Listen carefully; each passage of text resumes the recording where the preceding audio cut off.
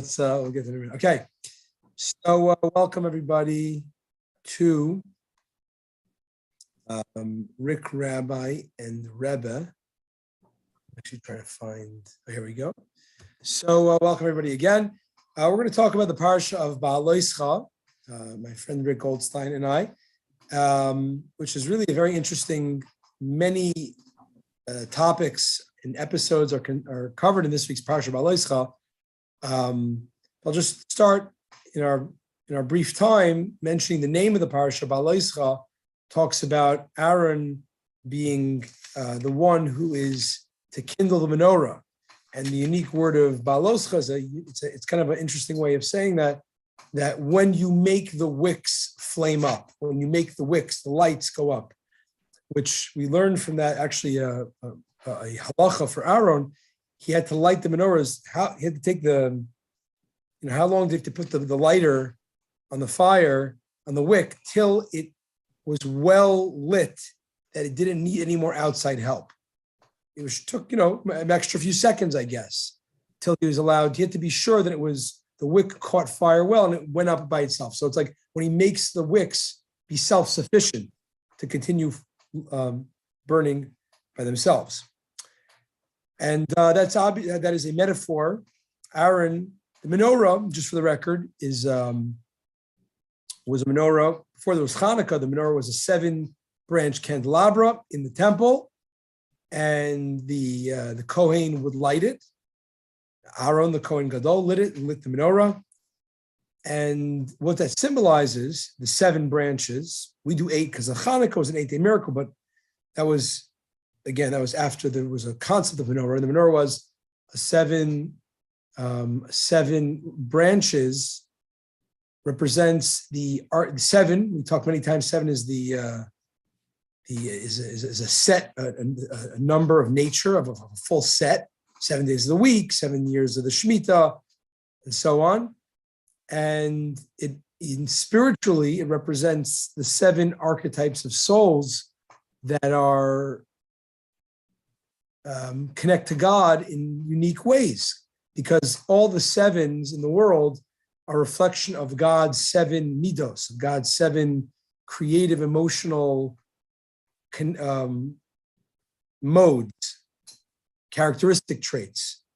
And we say a soul and the like is created in the image of God is because the soul has all, but yet is most predisposed to a certain path of one of those ways. So quickly they are chesed, kindness, gevura, discernment, tferes, harmony, netzach,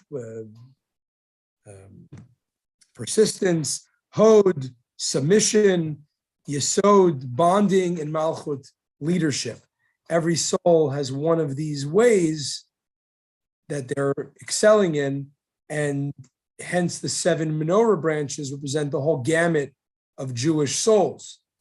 And Aaron had to light up the souls. Aaron, the high priest, had to light up the souls to bring out their godliness till they could really shine their light self-sufficiently.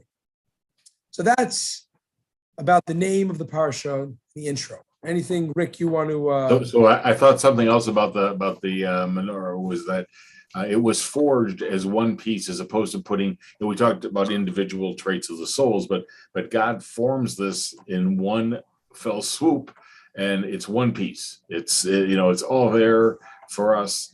And I think that we've had a number of parshot prior that talk about the sense of the individual and the community. And I think this is a theme that we're seeing constantly through at least at this point in the Torah about having this community, and I think the alignment of the wicks, so that they were all aligned in the same direction. Maybe that was what was the brightest, right? But also I think of it in the parsha, they talk about awakening and the question of awakening, and that whole thing of awakening people's consciousness and awakening their soul. It's interesting that we keep coming back to these same themes to tell us what we should be doing, even though we know later on in the parsha there's rebellion and there's other things that are not so good. So, yeah, we were talking before we did the recording. of it's a very interesting parsha because the first half is very optimistic. Mhm. It talks about lighting up this menorah, a metaphor of lighting up the souls. It talks about the formations of the Jews as they were posed to enter Israel immediately. And then the second half of the parsha, it's everything gets messed up. They complain, they get punished, and it's basically a matter of time till that generation is deemed unworthy of entering Israel, and they have to wander for 38 more years till the next generation can go in. So you start really happy and empowering and light and how every soul can be, the consciousness can be lit up, and then it seems to not work out. So there's that whole thing in here also about the firstborn and the golden calf. And I think, in God's plan, I honestly believe that somehow it was always his intention that those that had been the firstborn and prayed to the golden calf were not to really enter the land. I think that was always part of the thought process. And I think that it's always a question, if God knows what's going to happen, then when we mess up, how can we blame us? He knows it's going to happen. It's always a question of free choice and, omnipotent knowledge seem to be contradictory, but it's explained in many places. It's not really a contradiction because God transcends any limitations, and while God might be all-knowing, he's still the main point of reality is free choice. So you can almost buck even spiritual logic to make us have free choice, even if it might not seem so viable. So, if it came to be, it was obviously meant to be, but at the same time, there's a lot to be learned in the process, I guess. Right. We can turn from that's where the free will comes from, and the idea that we can actually turn away from something, even if it's predestined, we can actually turn away from that in some meaningful way through prayer and all the other things that we talk about. Well, in here, it actually, we spoke about the Rebbe's overview of this parsha, of the two opposite poles of, optimistic pose to enter the land, and then disastrous complaining, rebelling against God multiple times seems to be contradictory. But in reality, when we spoke about the opening, the menorah, and that this parsha is really a theme about not just shining light in the world, shining godly light in the world, but actually revealing godly light inherent in everything, not only in holy stuff like the synagogue, but even our job is to reveal the integration of and the already connection that mundane activity and stuff has, as well as even the negative things of reality. Everything has a divine spark. That's how it exists. It has layers, multiple layers of obscurity, which can be bad, but ultimately it has a divine spark. Our job is to, like Aaron, and by the way, theoretically, you didn't have to be a Kohen to light the menorah. Right. Technically possible that a layman could light the menorah. They actually discuss how could it be, because it was in a section that only the Kohen could walk. So you're telling me a layman could light it, but he couldn't walk there, so he couldn't light it. So some say examples, maybe they brought the menorah to the Israelite section so they could light it and then put it back there, or you had very long poles to light it from afar. So it's not impossible. Maybe it didn't happen that much, but it happened, and it was very possible for a layman.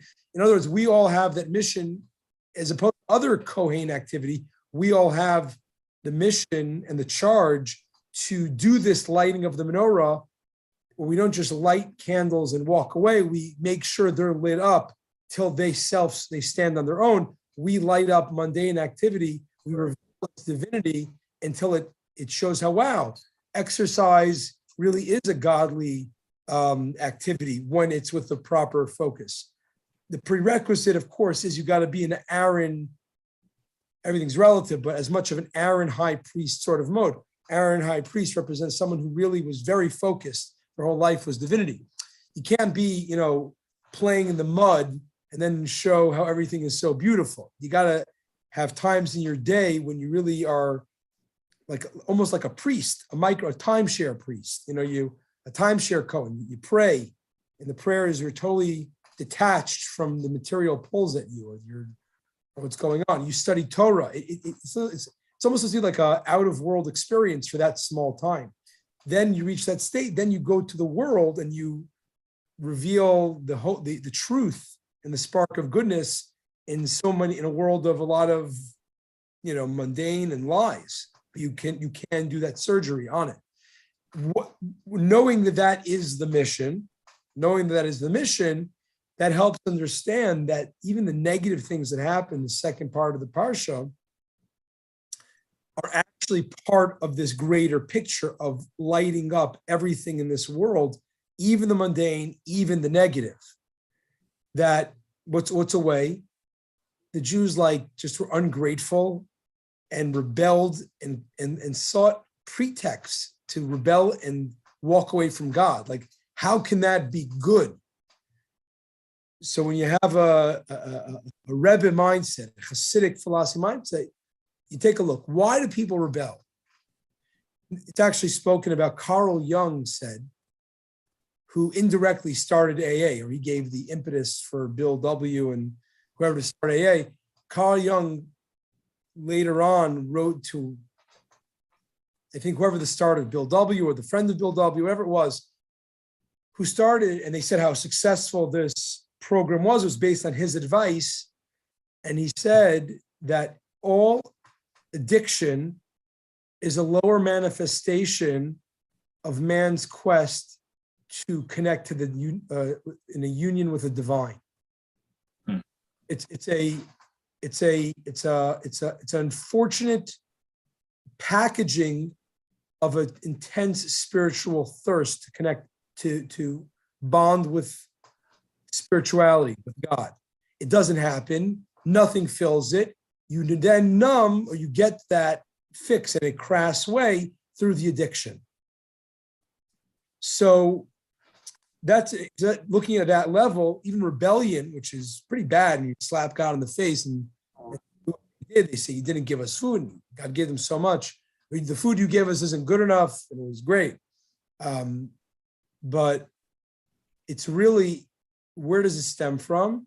A dissatisfaction with a more surface level connection to God. The Jews all had a relationship with God in the desert. I mean, they all saw God by Mount Sinai. They saw miracles on a daily basis in the desert. They got a relationship. But is God just this Candyman and miracle provider? That's our connection to God? Maybe they didn't realize it, but they were dissatisfied with that. They didn't do it for them. And unfortunately, they went in downward spiral and just flat out were obnoxious and rebelled. But you have to understand, the rebellion actually is an indication of a higher seeking. It's not being quenched. And it ends up in a negative way, and there's punishment, and there's consequence, and there's all types of stuff. And this is a very classical way the Rebbe looked at people. There's no such thing as a bad Jew. Because even if someone's doing something that me and you would call bad, that's a lower level manifestation of unmet needs, of unmet spiritual needs. That is causing bad stuff, but it's not inherently this person is a gremlin, or whatever. So the connecting this is that the complaints and the mutiny and the rebellion, actually, we can raise that up by knowing when we get rebellious or angry, and we're realizing that it stems from a man's search for meaning. We then double down to get a deeper search for meaning, to get a better meaning, and the negative becomes a propeller to get way deeper. So it's more like a catalyst. The rebellion becomes a catalyst to raise us to a higher level than we were, to try to satisfy that thirst for the higher meaning of life. Yeah, everything's an opportunity to be a catalyst if do the self-reflection. So you got to have that. That's why it's important to be a little bit Aaron-like, a little bit priest-like, Cohen-like in the morning, where you have that spiritual, out of your, above your existence through prayer and a little bit of study. And then you get into the muck of the world, but you're much more focused and able to extract the sparks and not get caught up in the trappings. So, As like the candelabra, your light gets brighter, right? right. As you start to burn with that essence, you get brighter, and then you're able to deal with things. The rebellion Yeah. becomes less, and the seeking of the higher becomes more.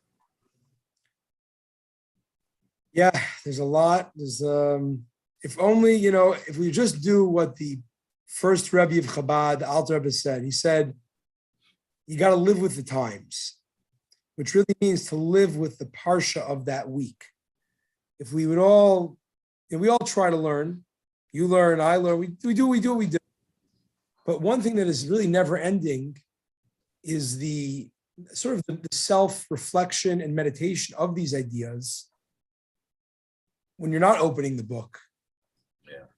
And again, raising ourselves to a place where we're more able to light up things in such a profound way. But it takes a certain level of like detachment at times. So when you're attached, you can do it in a really good way.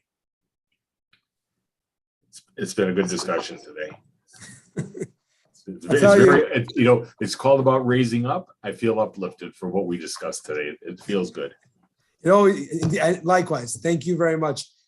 I'm actually teaching next one of the shuls in Rochester in BHH. I'll be teaching a treatise the Rebbe wrote in 1967, 68, called 66, called The Essence of Hasidic Philosophy.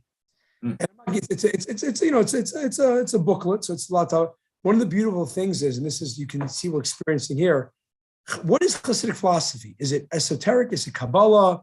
It's not. It's not limited to that. It actually talks about very down to earth things, very even basic things. What is it? What is Hasidic philosophy? Is it just some of the things, a type of Kabbalah? It's not really. It's much more. What Hasidus is it's a revealing the essence of all things. It shows where is the divinity in a story about complaints? Where is the divinity in your lower manifestations for addiction?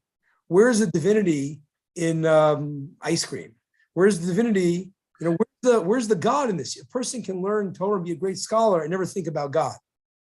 So Hasidus is basically showing everything. It helps us through the tremendous wealth of knowledge, how everything has divinity in it, which is really about what Carl Jung said, man's search for higher connection with the greater, and Viktor Frankl.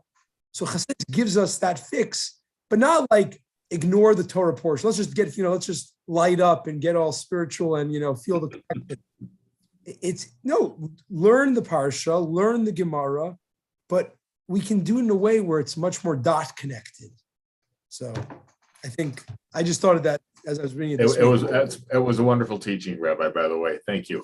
And Shabbat Shalom to everybody. Shabbat Shalom to you. All the best. May you be blessed. A great